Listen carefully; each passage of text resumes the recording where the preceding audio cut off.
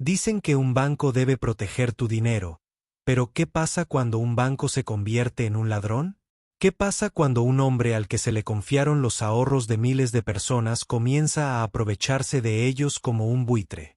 Esta es la historia de Maxwell Ahoro, el arrogante gerente de banco, y Mama Chenedu, una viuda destrozada que permaneció frente a las puertas del Prime Trust Bank durante meses, bajo el sol y la lluvia, buscando justicia que se negó a llegar. Hace muchos años, en el corazón de Asaba, vivía un hombre llamado Maxwell Ahoro, alto y moreno, con una voz atronadora y una mirada que podía silenciar una habitación. Maxwell era el gerente de la sucursal del Prime Trust Bank, una respetada institución financiera en la región sur-sur. Sus trajes siempre estaban recién planchados, sus zapatos lustrados como un espejo y su presencia cargaba con el peso del miedo y la admiración. La gente lo saludaba con las manos en alto. Las mujeres lo miraban con admiración. Los hombres se hacían a un lado cuando salía al mundo exterior. Maxwell era un hombre hecho y derecho. Vivía en un gran dúplex en una zona reservada por el gobierno, conducía la última camioneta Lexus y organizaba fiestas de fin de semana a las que asistían comisionados, jueces y policías uniformados. Detrás de la ropa elegante y la gramática recargada se encontraba un hombre con las manos metidas en los bolsillos ajenos. Maxwell era el tipo de hombre que usaba su pluma como cuchillo. Se sentaba en su oficina y, con unos pocos trazos, destruía vidas. Tenía conexiones por todas partes. El director de policía de la comisaría más cercana era su compañero de golf. Un juez del Tribunal Superior le debía favores. Incluso los políticos de alto rango que operaban a través de su sucursal le daban inmunidad ante el escrutinio. Nadie lo cuestionaba. Nadie se atrevía, pero lo que hacía a Maxwell verdaderamente peligroso no era solo su poder, sino la facilidad con la que podía sonreírte mientras les quitaba la comida a tus hijos. Tenía una habilidad especial para atacar a los débiles y a los pensionistas sin voz, viudas, huérfanos y cuando los funcionarios jubilados venían a cobrar su gratificación, Maxwell les decía que el dinero no había caído. En realidad, lo había transferido a sus cuentas personales. Cuando las familias llegaban con certificados de defunción para acceder a las cuentas de sus seres queridos fallecidos, los frustraba con jerga burocrática y retrasos hasta que se daban por vencidos. Entonces, sin vergüenza alguna, él sonrió para sí mismo mientras desviaba el dinero, viendo cómo el saldo de su cuenta crecía como un Gary empapado. Este hombre, este león de traje, había comido de muchos platos que no eran suyos y durante años se salió con la suya hasta que un día una anciana entró en su banco. Vestía un abrigo desteñido de ancla, una blusa que antes era blanca, ahora del color del polvo, y pantuflas tan finas que parecía que estuviera caminando descalza. Sus ojos estaban cansados, pero había fuego en ellos. Su nombre era Mamá Chenedu. Mamá Chenedu era una maestra de primaria jubilada. Había dedicado toda su vida a servir a los niños de su comunidad, criando generaciones de alumnos con tiza en una mano y amor en la otra. La vida no había sido fácil, pero ella se las arregló. Su hijo Chenedu era su orgullo. Era un mecánico trabajador que había luchado para tener 2 tiendas y varios aprendices. Se casó con una mujer amable y juntos tuvieron 3 hermosos hijos. Chenedu amaba profundamente a su madre. Una noche, 3 meses antes del desastre, las llamó a ella y a su esposa a la sala de estar. Les entregó un sobre marrón lleno de documentos. Mamá, cariño, empezó con voz seria. Toma estos papeles y guárdalos. Si algo me pasa, ve a mi banco y preséntalos. Este dinero es para mis hijos. No quiero que sufran nunca, aunque yo ya no esté. Su esposa lo agarró del brazo inmediatamente. Chenedu, ¿por qué dices esto? ¿Estás bien? ¿Estás enferma? Mamá. El corazón de Chenedu empezó a latir más rápido. Hijo mío, ¿de qué estás hablando? ¿Qué está pasando? Chenedu sonrió levemente y negó con la cabeza. No pasa nada. Solo estoy planeando el futuro. Es lo que un padre debe hacer. No sabían que el destino ya estaba planeando algo diferente. 3 meses después, un domingo lluvioso, Chinedu y su esposa regresaban de una boda en Benín. Nunca llegaron a casa. El accidente los mató a ambos en el acto. El coche dio 3 volteretas y aterrizó en una zanja. Para cuando llegó la ayuda, ya era demasiado tarde. El mundo de mamá Chinedu se derrumbó. Su único hijo, su proveedor, su consuelo se había ido. Pero incluso mientras lloraba, miró los rostros de sus nietos y se obligó a ser fuerte. Se dijo a sí misma que todo estaría bien. 9 meses después de la muerte de su hijo, tras vender todos sus raperos para comprar medicamentos para el menor, tras sacar a los niños de la escuela porque no podía pagar las cuotas, tras mendigar a los vecinos y hacer trabajos de baja categoría, solo para alimentarlos, había llegado a su límite esa noche. Yacía en la oscuridad, con lágrimas resbalando silenciosamente por sus mejillas, con el pecho ardiendo de dolor y hambre. Entonces, como si algo la hubiera golpeado, saltó de la cama, abrió su baúl metálico, rebuscó entre envoltorios y certificados viejos, y finalmente encontró el sobremarrón. Lo sostuvo cerca de su pecho y exhaló un profundo suspiro tembloroso. Era hora de ir al banco, hora de salvar lo que quedaba de su familia. A la mañana siguiente, despertó a los niños con una sonrisa. Emma, voy al banco. Si todo va bien, cenaremos pollo esta noche. Aplaudieron por primera vez en meses. Tenían esperanza. Abuela, cómprame helado, gritó Uche, saludando con entusiasmo al salir. Sonrió y asintió. Pero lo que la esperaba dentro era el Banco Prime Trust. No era esperanza, era el infierno. Las puertas del Banco Prime Trust eran altas y pulidas, custodiadas por 2 guardias de seguridad con uniformes verde marino. Tras ellas, el aire era frío, las paredes impecables y el aroma a ambientadores caros llenaba el pasillo. El edificio parecía el tipo de lugar donde la justicia jamás se podía negar. Pero mamá Chinedu estaba a punto de descubrir que el mal también usa perfume y trabaja tras escritorios de cristal. Llegó al banco justo después de las 10 de la mañana, con el sobre bajo el brazo. Vestía la mejor ropa que pudo encontrar. Un envoltorio viejo pero impecable que Chinedu le había comprado una Navidad. Su blusa estaba planchada con una plancha de carbón y llevaba un par de pantuflas de plástico, con los dedos de los pies asomando. No llevaba bolso, solo ese sobre y su esperanza. Se quedó en la puerta casi 30 minutos explicándole al guardia de seguridad que quería ver al gerente. Quiero retirar el dinero de mi difunto hijo. Dejó el dinero para sus hijos antes de morir. Necesito hablar con el gerente de la sucursal, dijo cortésmente. El guardia la miró lentamente de pies a cabeza. Sus ojos estaban llenos de insulto. Señora, ¿qué quiere aquí exactamente? Él preguntó frunciendo el ceño. Quiero ver al gerente. Repitió, intentando sonar firme. ¿Quiere ver a Olga? Señora, por favor, descanse. Este lugar no es para mendigos. No soy un mendigo, dijo con la voz empezando a temblar. Mi hijo dejó dinero aquí. Necesito hablar con el gerente. El hombre siseó y se dio la vuelta, optando por abrirle la puerta a un hombre con traje de diseñador que acababa de entrar en una camioneta limpia. Mamá Chinedu estuvo bajo el sol más de 1 hora.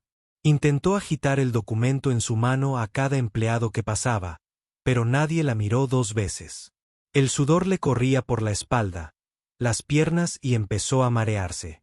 Justo cuando estaba a punto de irse, una mujer con un vestido brillante de ancla pasó caminando. Se detuvo y la miró con preocupación. «Mamá, ¿estás bien?», preguntó la mujer. «Llevo aquí desde la mañana. Solo quiero ver al gerente», dijo mamá Chinedu, esforzándose por mantener la voz firme. «¿Por qué no te han dejado entrar?». «No sé, me siguen apartando». El rostro de la mujer cambió al instante. Se giró hacia el guardia de seguridad y gritó: «Disculpe, así tratan a sus clientes. Esta mujer llegó antes que yo. Terminé mi transacción y ella sigue afuera. ¿Está bien?». balbuceó el guardia. Señora, abro esa puerta antes de reportarla a sus superiores. Ladró. El hombre abrió la puerta rápidamente. La mujer agarró a Mama Chinedu del brazo y la condujo al banco. Llévenla a la oficina del gerente, bramó, arrastrando a una empleada subalterna por el cuello. Quiero asegurarme de que la atiendan. Gracias, hija mía, que Dios te abra las puertas, susurró Mama Chinedu. Momentos después, la llevaron arriba y la condujeron a una oficina con aire acondicionado, muebles oscuros y un fuerte aroma a colonia. Detrás de la mesa estaba sentado un hombre de traje azul. Estaba revisando su computadora. Levantó la vista y entrecerró los ojos al verla. Sí, ¿qué puedo hacer por usted?, dijo con una sonrisa falsa. Buenos días, señor. Me llamo Mama Chinedu. Mi hijo murió en un accidente de coche con su esposa. Dejó dinero en este banco para sus hijos. Me dio los documentos. Estoy aquí para retirar el dinero. Ella le entregó el sobremarrón con manos temblorosas. El señor Maxwell tomó los papeles y tecleó los datos de la cuenta en su computadora. Sus ojos se abrieron de par en par por un segundo cuando el saldo mostró 30.450.000 nairas. 97 koobo. Parpadeó. Era más que suficiente para comprar la camioneta que había estado admirando. De hecho, podría cubrir su próximo viaje al extranjero. Sus dedos temblaron levemente, pero no por sorpresa, sino por codicia. Esta mujer sabe lo que tiene, pensó para sí mismo. En segundos, su mente perversa estaba trabajando. Silenciosamente pulsó algunos botones y transfirió el dinero a una de sus cuentas privadas codificadas. Luego dejó solo 5.000 nairas en la cuenta. Cerró la ventana rápidamente y se giró para mirarla con una expresión tan tranquila como siempre. Señora, he revisado la cuenta. Solo hay 5.000 nairas. Se quedó paralizada. ¿Qué quiere decir con que no hay nada sustancial en la cuenta? Ese es el saldo. Frunció el ceño. Señor, sé cuánto hay dentro. Mi hijo me lo mostró. El saldo de su cuenta antes de morir lo vi con mis propios ojos. Señora, ¿está intentando decirme cómo hacer mi trabajo? Soy el gerente de la sucursal, no usted. Por favor, señor. Mis nietos están en casa. Hace días que no comemos bien. Uno de ellos necesita medicación diaria para la diabetes. Incluso tuve que pedir prestado dinero para el transporte para venir hoy. Por favor, compruébelo de nuevo. Dije que no hay dinero. ¿Qué quiere que haga? Maxwell ladró levantándose de su silla. Ella cayó de rodillas. Se lo ruego en nombre de Dios. Los hijos de mi hijo están sufriendo. Eres la única que puede ayudarme. Retrocedió como si lo hubiera insultado. Seguridad, gritó. 2 guardias entraron corriendo. Por favor, escolten a esta mujer fuera del local inmediatamente. Señor, por favor. Intentó hablar, pero ya la estaban sacando a rastras. Perdió el sobremarrón y los papeles se esparcieron por el suelo de la oficina. Mientras los guardias la arrastraban como a una ladrona por las escaleras y fuera del banco, los clientes la miraban fijamente, algunos susurraban, otros negaban con la cabeza, pero nadie intervino. Aterrizó en la acera con un golpe sordo. Se sentó allí, temblando, humillada y desconsolada. Su pecho subía y bajaba con sollozos silenciosos esa mañana. Les había prometido pollo a sus nietos para cenar. Ahora ni siquiera tenía dinero para Gary. No tenía otra opción. Empezó a pedir dinero a los transeúntes para poder transportarse a casa. Cuando regresó a la casa, la recibieron con caras de emoción. Mamá, ¿conseguiste el dinero?, preguntó A corriendo hacia ella. ¿Compraste el helado? U sonrió radiante. Tragó saliva con fuerza y negó con la cabeza lentamente. Todavía no, hijos míos. Todavía no. Entonces se dio la vuelta rápidamente para que no vieran las lágrimas que ya caían esa noche. Mamá Chinedu no podía dormir. Se quedó tumbada de espaldas, mirando el techo de zinc de su pequeño bungalow. Su cuerpo estaba débil, pero su corazón ardía. Cada vez que cerraba los ojos, veía la imagen de Maxwell Okoro, con rostro descarado y seguro de sí mismo, mintiéndole, robándole a sus nietos como si sus vidas no significaran nada, desde un pequeño rincón de la habitación. Emma, su nieto mayor, se removió en sueños. Uchi, el menor, murmuró y se dio la vuelta. Ada dejó escapar un suave suspiro. Se habían acostado sin comer bien otra vez, y sin embargo, aún tenían la esperanza de que mañana sería mejor. Se lo había prometido. Pero, ¿y ahora qué? Alrededor de las 2 de la mañana, mamá Chinedu se incorporó lentamente. Metió la mano debajo de la vieja cama de madera y sacó el teléfono de Chinedu. Lo único que le quedaba de su hijo además de sus recuerdos. La batería estaba baja, pero lo encendió y empezó a revisar sus mensajes en la app del banco. Le temblaban las manos al hacer clic en el historial de transacciones. Fue entonces cuando vio una alerta de débito. 30.450.000 nairas, 97 koobo, habían sido transferidos de la cuenta el mismo día que la echaron del banco. El corazón le dio un vuelco. Lo miró de nuevo para asegurarse de que sus ojos no la engañaban. La fecha y la hora estaban ahí. El dinero había sido retirado completamente y no por ella. Se levantó bruscamente, se envolvió la bufanda y salió a la noche.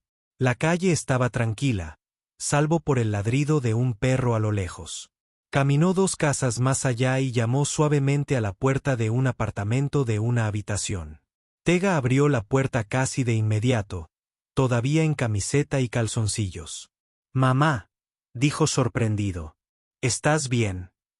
«Encontré algo», dijo ella sin aliento. «Encontré algo en el teléfono de Chinedu». Abrió la puerta del todo y la dejó entrar. Le entregó el teléfono, señalando el historial de transacciones. Tega se sentó y lo hojeó con cuidado. «Mamá, esto es una alerta de débito. La cuenta fue liquidada», dijo lentamente, entrecerrando los ojos. «Mire la hora en que esto sucedió. Casi a la misma hora. Estaba usted en el banco». Ella dijo, «Lo vi. Vi cómo miraba la computadora». Su rostro cambió al ver el saldo. «Ese hombre robó el dinero. El dinero de mi hijo». Tigga se recostó en su silla, pensando profundamente. «Tenías razón todo el tiempo. Está mintiendo, y esto es la prueba.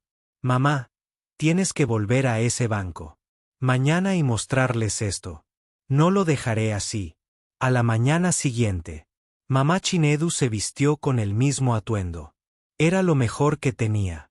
Hizo papilla para los niños y prometió traer comida. Luego, metió el teléfono de Chinedu en su envoltorio y se fue. Cuando llegó al banco, el mismo guardia de seguridad estaba en la puerta. La miró de arriba a abajo otra vez.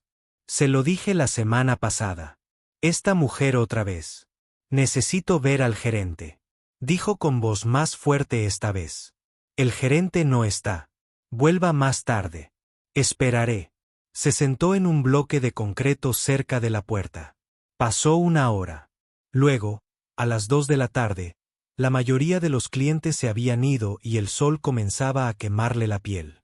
Finalmente, un empleado subalterno salió y se acercó.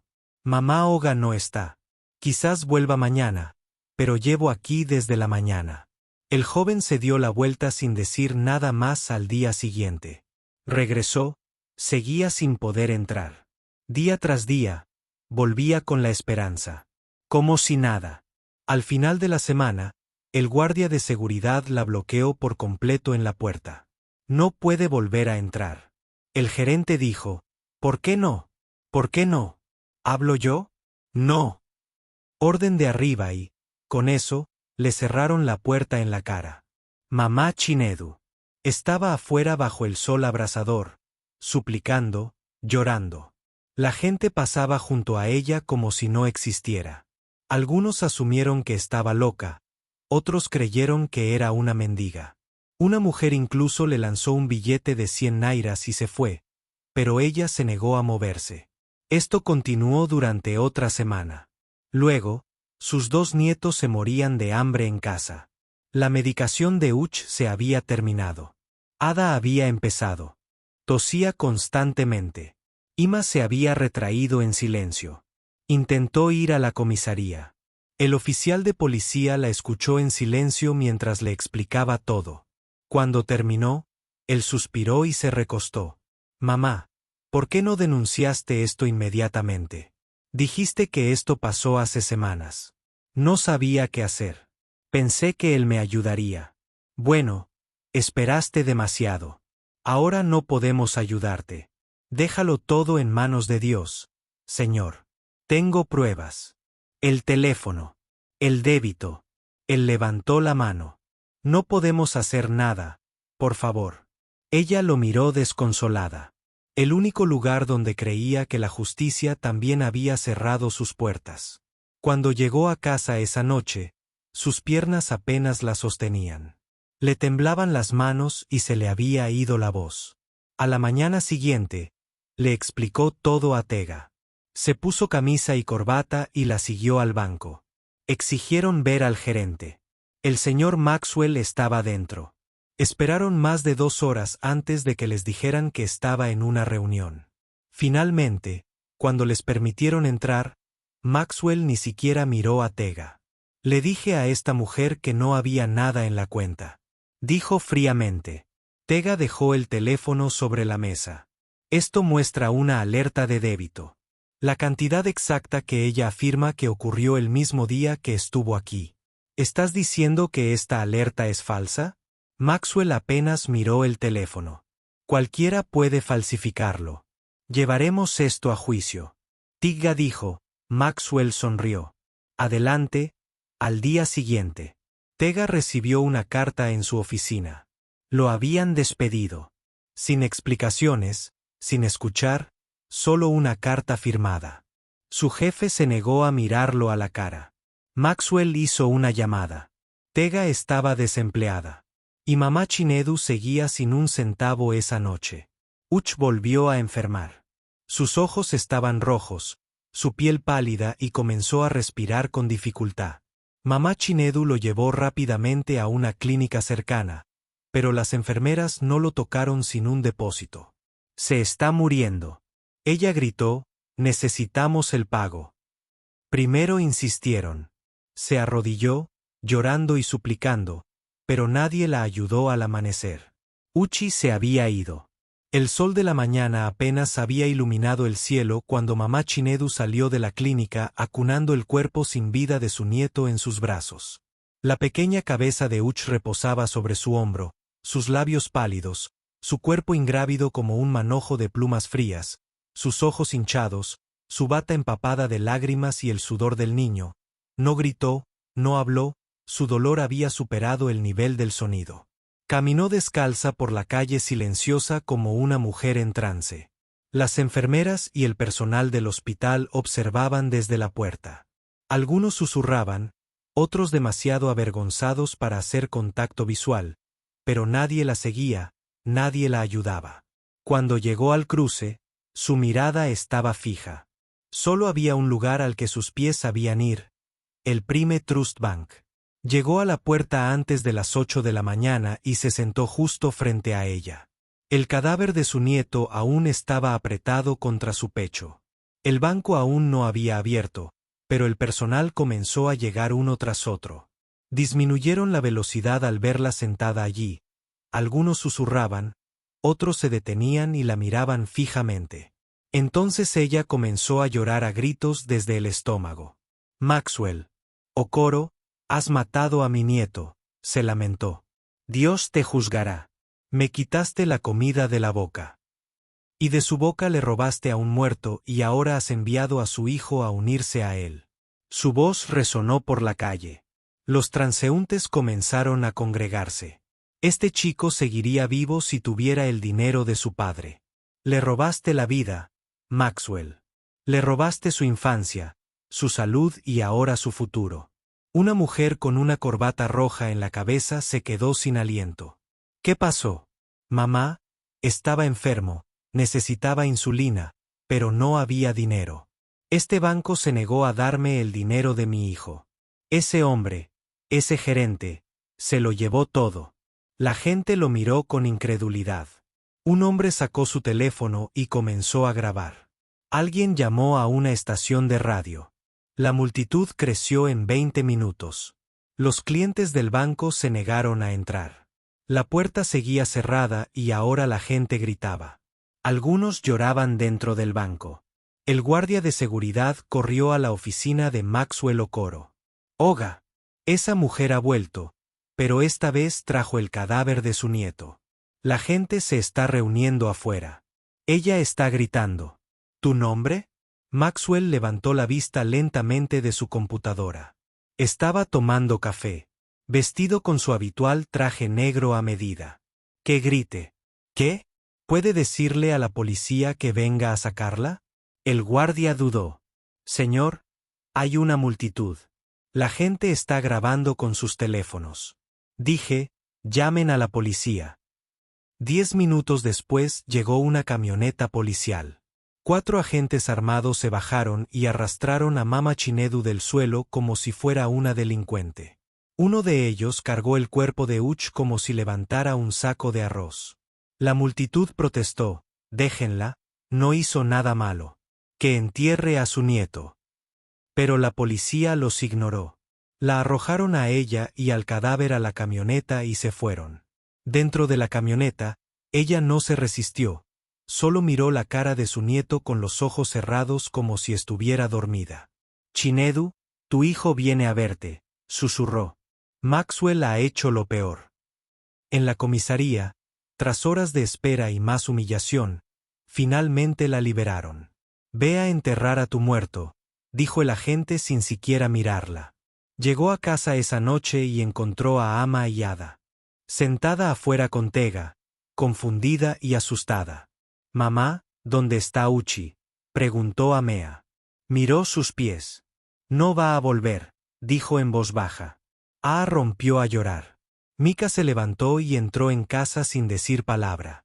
Esa noche, con la ayuda de Tega, Mamá Chinedu enterró a Uchi en un rincón del patio trasero. No tenían dinero para un ataúd, ni tela blanca para envolverlo, solo una pequeña tumba desenterrada, una sábana desteñida y una pala rota. Después de terminar, se sentó en la sala, con las piernas estiradas frente a ella, mirando fijamente a la pared. El dolor en su pecho era como una piedra. Ya no podía llorar. Estaba cansada de llorar. Miró al techo y habló al aire. Chinedu, preguntó. ¿Duermes en tu tumba? Mataron a tu hijo. Maxwell robó el dinero que les dejaste. ¿Estás mirando? Dejarás que el resto de tus hijos mueran antes de que te levantes. Tega se acercó y se sentó a su lado. Su rostro estaba endurecido por la rabia. Esto es demasiado. Debemos luchar. Esta mamá, Chinedu, negó con la cabeza. Nadie escucha. A nadie le importa. Me importa, dijo. Y haremos que les importe. A la mañana siguiente, llevaba el rapero más andrajoso. Era suya. Su blusa tenía agujeros en la espalda. No llevaba pendientes. No se peinó. Se paró frente al Prime Trust Bank otra vez, pero esta vez no gritó. No habló. Simplemente se quedó de pie y miró fijamente el edificio, el letrero, las ventanas. La gente pasaba. Algunos reían, otros estaban confundidos. Algunos evitaban su mirada. Se ha vuelto loca, susurró alguien. Sí, tal vez estaba loca de dolor, loca de pérdida, loca de la injusticia que se había tragado toda su vida dentro del banco. Maxwell oyó que estaba afuera otra vez. Déjenla mientras no moleste a nuestros clientes. Déjenla ahí parada, dijo mientras tomaba otro sorbo de café. Y así se quedó parada. Al día siguiente volvió, y al siguiente, y al siguiente, la lluvia la golpeó, el sol la quemó, la gente le tiraba monedas.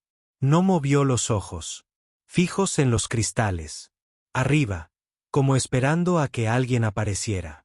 Pasó un mes, luego 2, luego 3. Toda la calle se acostumbró a la imagen de la anciana loca parada frente al banco. Como una estatua, se convirtió en parte del paisaje. Ya nadie preguntaba, pero el cielo observaba.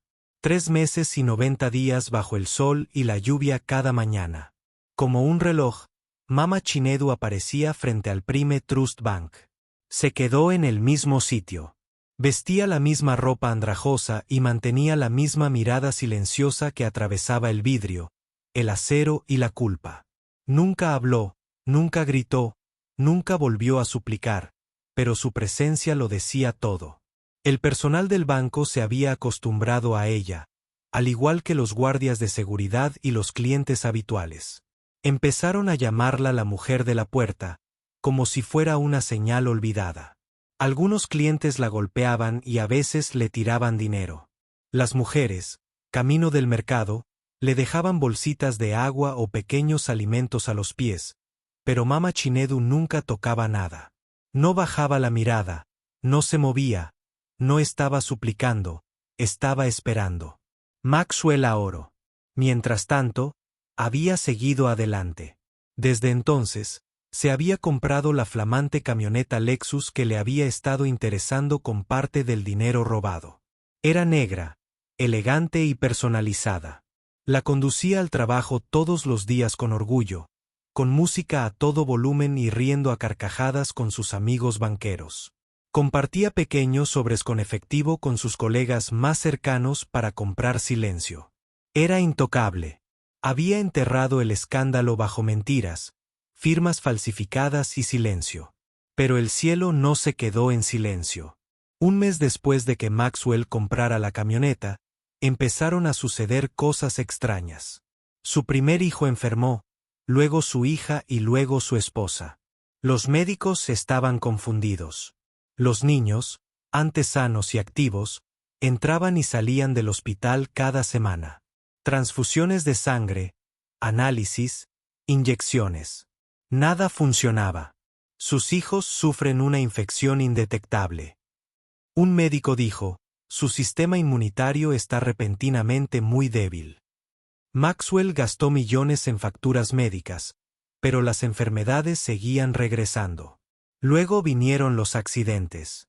Su flamante Lexus se vio involucrado no en uno, sino en 3 accidentes menores en un mes. Fallos de frenos, virajes bruscos. Parabrisas destrozado. Y cada vez, Maxwell salía con heridas leves, pero el coche volvía peor.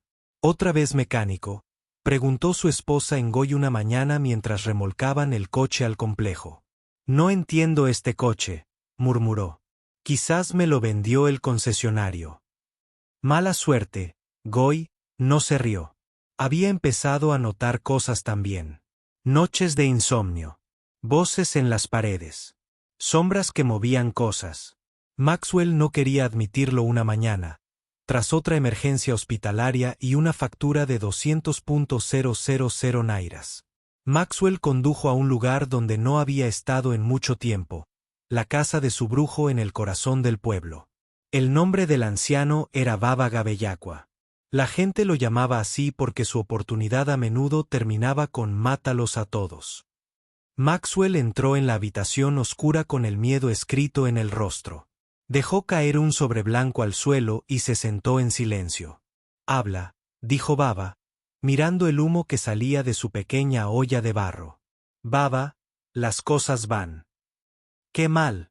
Mis hijos están enfermos. Mi dinero se desvanece. Incluso mi coche. 3 accidentes en un mes. No estoy en paz. Baba inhaló profundamente y luego miró fijamente la olla durante un buen rato. Negó con la cabeza lentamente.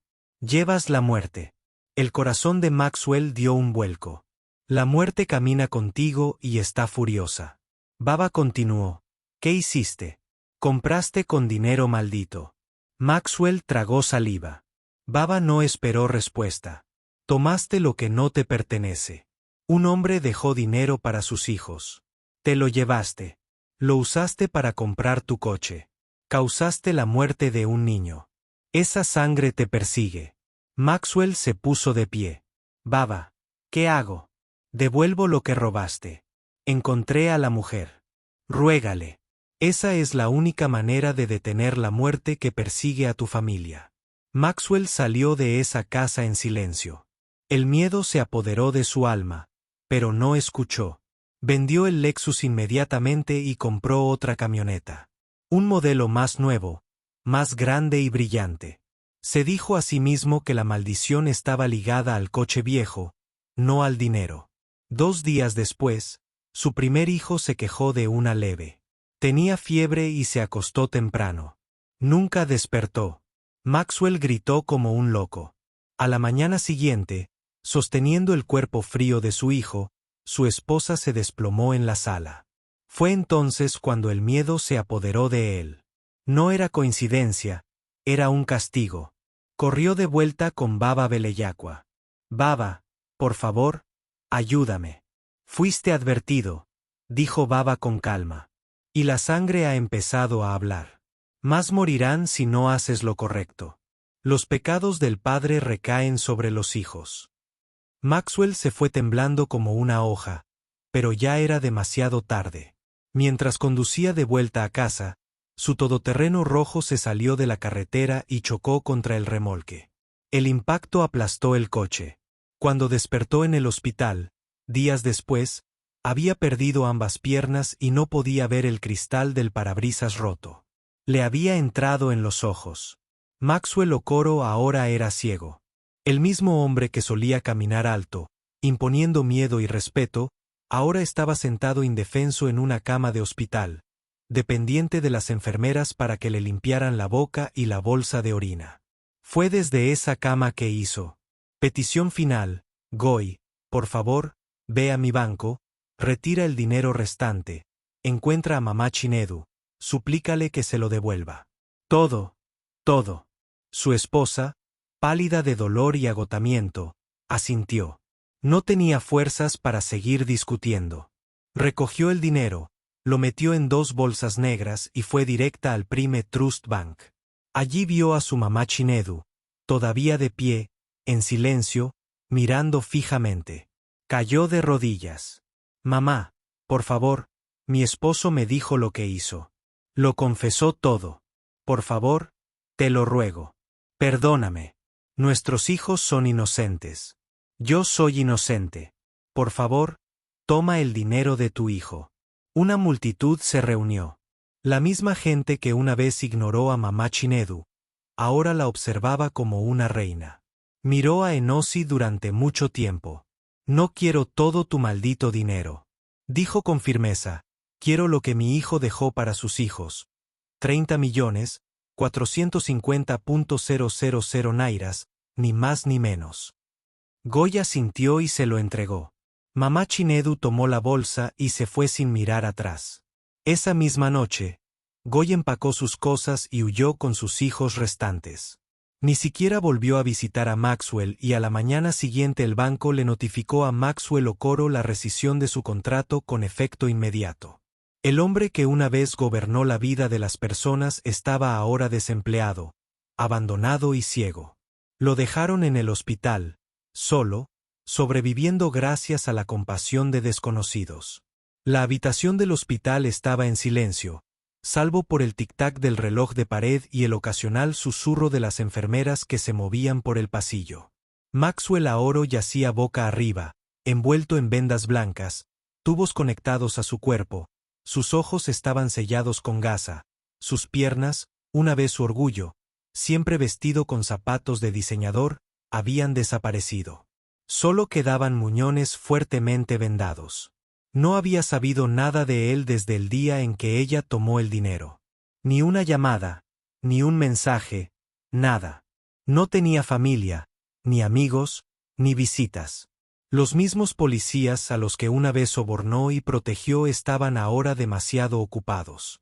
Sus colegas banqueros, que se reían de sus chistes y bebían su vino, evitaban el hospital por completo. Todos temían que la maldición los siguiera también. Maxwell, el otrora poderoso león de traje, era ahora una sombra de sí mismo. Su piel parecía pálida. Tenía los labios secos. Le preguntó a una de las enfermeras, ¿ha venido alguien a verme? Ella lo miró con lástima. No, señor. ¿Mi esposa sí? No vino nadie, señor. Apartó la cara y lloró en silencio. Mientras tanto, en un pequeño apartamento de 2 habitaciones al otro lado de la ciudad, Mama Chinedu estaba sentada en su mesa de madera, abriendo lentamente el sobre marrón. Echa y Ada la observaban en silencio desde la puerta. Dentro de la bolsa había dinero en efectivo. Contó el dinero 2 veces. 30.450.000 nairas, 97 koobo, nada más. A menos que mirara a sus nietos, el rostro de Amaa estaba endurecido, los ojos de Ada estaban húmedos. El recuerdo de enterrar a su hermano en el patio trasero aún flotaba en el aire, pero había algo más en la habitación. Espero que haya llamado a Ama. Más cerca, ve a buscarme. Tega, el chico, salió corriendo en menos de 1 hora. Tega llegó y se sentó con ella. Tenemos que hacer planes, dijo. Este dinero es una segunda oportunidad, no podemos desperdiciarlo. Tigga asintió. Lo organizaremos todo. Una cuenta fiduciaria, una parte para su educación, otra para gastos de manutención. Me aseguraré de que nadie toque un koba sin tu consentimiento. Eres un buen chico, dijo ella en voz baja. Solo hice lo correcto, respondió él. Empezaron a planear de inmediato. Las siguientes semanas se movieron rápido. Mamá Chinedu trasladó a la familia a un mejor barrio. Emma y Ada estaban matriculadas en una buena escuela privada. La casa estaba cálida de nuevo. Había comida, había risas, pero cada noche antes de comer rezaban por el alma de Uche. Su recuerdo perduraba en cada rincón. Un domingo por la mañana, mamá Chinedu estaba sentada en la terraza con su bata firmemente atada, sorbiendo té. Miró al cielo un buen rato. No sonrió, pero estaba tranquila. Siento que hayas tenido que sufrir, susurró. Pero sobreviviremos. Tu hermano y tu hermana vivirán y el hombre que nos hizo esto ya lo ha pagado. En el hospital, la vida de Maxwell empeoró el día que el hospital le envió una factura. Ya no podía pagarla. Habían vaciado su cuenta. Su esposa había desaparecido con el dinero restante. Sus hijos se habían ido. 2 muertos desaparecieron. El banco embargó su casa. Una enfermera, Esther, se compadeció de él y a veces le daba el pan que le sobraba. ¿Puedes ayudarme a incorporarme?, le preguntó. Un día, ella le acomodó las almohadas y lo levantó con cuidado. ¿Necesitas algo más?, preguntó en voz baja. Él no respondió. Inmediatamente después, susurró, ¿sabes lo que se siente estar vivo pero enterrado? Esther no supo cómo responder. Lo tenía todo, dijo. Solía firmar el destino de la gente con un bolígrafo. Les robaba, les mentía, hacía que los niños pasaran hambre, mataba a un niño con mi avaricia. Volteo la cara y ahora ni siquiera puedo ver la pared que tengo delante. Esther se levantó y salió de la habitación en silencio. Desde ese día, Maxwell dejó de hablar, dejó de comer, dejó de pedir nada y simplemente se quedó quieto en la cama, escuchando el silencio, esperando. La junta directiva del Prime Trust Bank inició una auditoría interna silenciosa. En 2 semanas, 4 altos funcionarios fueron despedidos y los documentos fueron destruidos. Se contrataron abogados, pero el daño ya estaba hecho.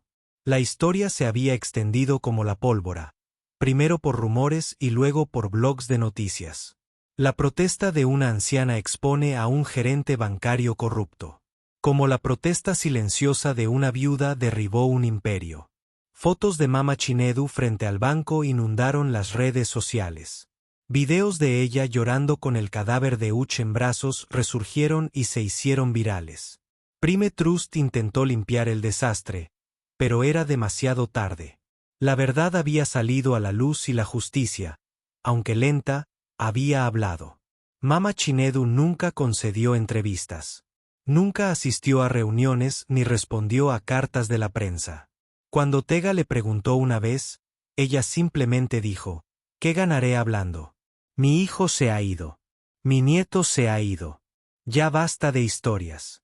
En verdad, algunas heridas no buscan atención, solo paz. Gracias por ver. Por favor, suscríbete a nuestro canal y dale me gusta a este video. Significa mucho para nosotros. Hasta que traiga otra historia. Adiós.